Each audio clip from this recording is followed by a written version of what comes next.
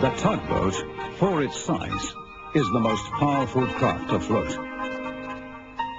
And the Star Tugs are the power behind the docks and waterways that make up the big city port.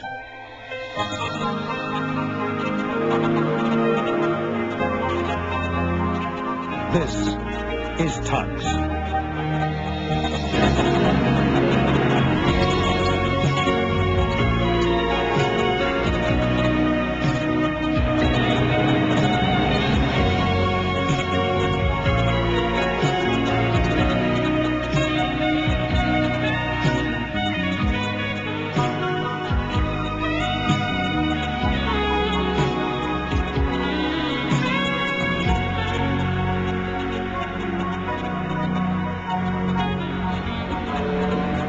Big city port never ceased working. Operations carried out throughout the night were continued in the early mornings. Goods stacked high along the docksides were brought into port by road and by rail.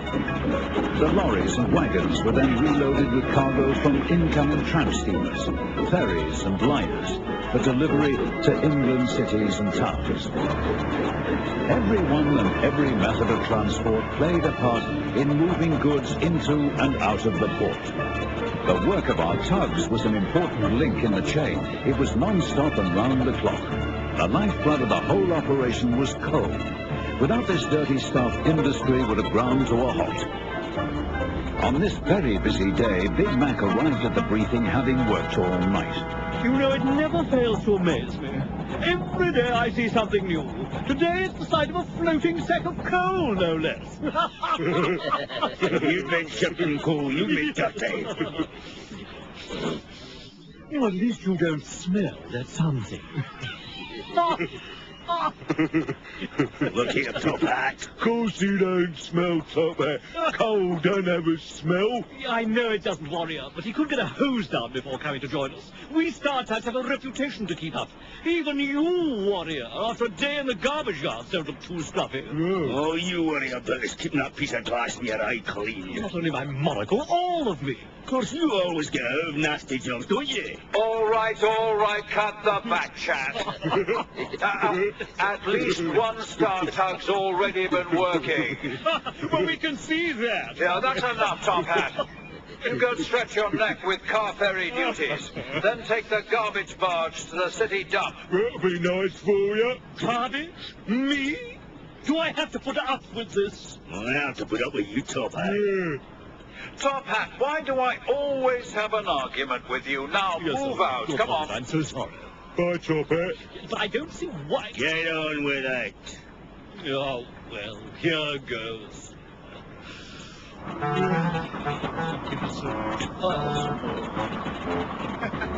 You know, to be fair to him, he does work as hard as we do. Really? We know. It's just his attitude gets too much sometimes. OJ, load up the new propeller from Lucky's yard and take it to the liner and dry dock. Sunshine, 10 cents needs your help over at the storage depot. When you finish, go help OJ. Don't waste any time, Sunshine. I need all the help I can get with that propeller. Okay, OJ, we'll be there. Warrior, Big Mac, your job's the most important. You know we're competing for the steel company's contract. Show that Star Tugs can handle big steel loads better than Z-Stacks, huh?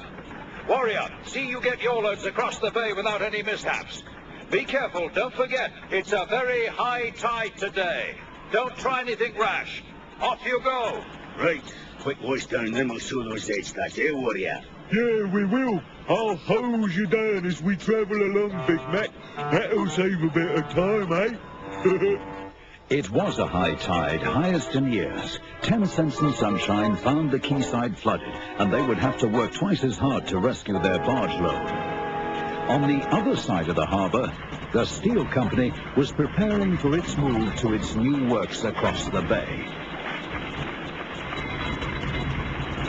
Big Mickey was the yard's biggest crane. He had just finished placing a very tall and heavy bridge section onto a barge. It was now loaded and ready to move off. The Z-Stacks were in charge of this operation. Well. The Star Tugs. What time do you call this, eh? You needn't bothered.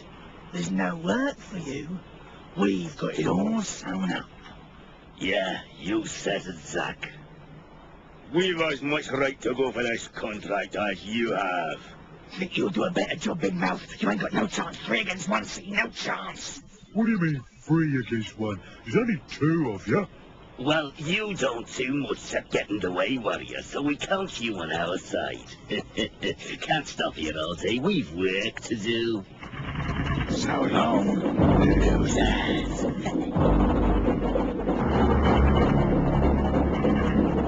Zak's engine doesn't sound too healthy, warrior. Hey, Big Mickey, how about a real fast load up? I'm ready for you. I heard what they said. Hope you beat them to it. We will, no problem.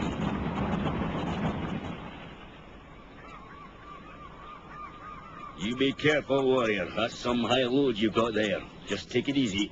We'll catch those Z-stacks. You see if we don't.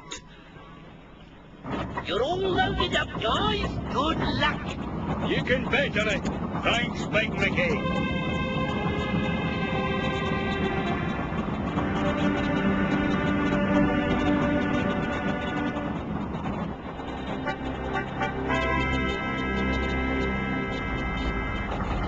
Told you about your engine, Zak. You should have had it seen too. Nothing wrong with it. Anyway, I've got an idea. Fool those to listen. If we cut through the canal, we'll get there first. Got to. If they follow us, they can't get past because it's not wide enough, right? Brilliant. I don't know how you do it. Hey, let's go. Wait till you tell Captain Zero how we beat them. See, we're catching them. What are they up to? They're heading for the canal. I know that. Like that, they're taking a shortcut. All right, we follow them. No, we won't. They won't get through at high tide. So what? Bridges, warrior, bridges. So what? High tide, high load. Oh yeah, bridges. 10 out of 10. They won't get that load underway. Let them go. They'll have to come back, and we'll be out of sight. Several bridges stretched across the canal. The lowest one carried the railway. The Z-stacks hadn't connected their tall load with the tide, the highest of the season. Top Hat was coming towards them from the opposite direction, with a wide load as well as the garbage barge. There was no way the Z-stacks and the Star Tugs could pass each other. When they did come face to face, someone was going to have to go back the way they came. They first saw each other at the bend leading to the railway bridge, which had the lowest arch over the canal. Top Hat stopped when he saw the Z-stacks. Go into reverse if you please. It's my water. I repeat, it is my water. We're heavier. My load is wider. You've 5 seconds to back up.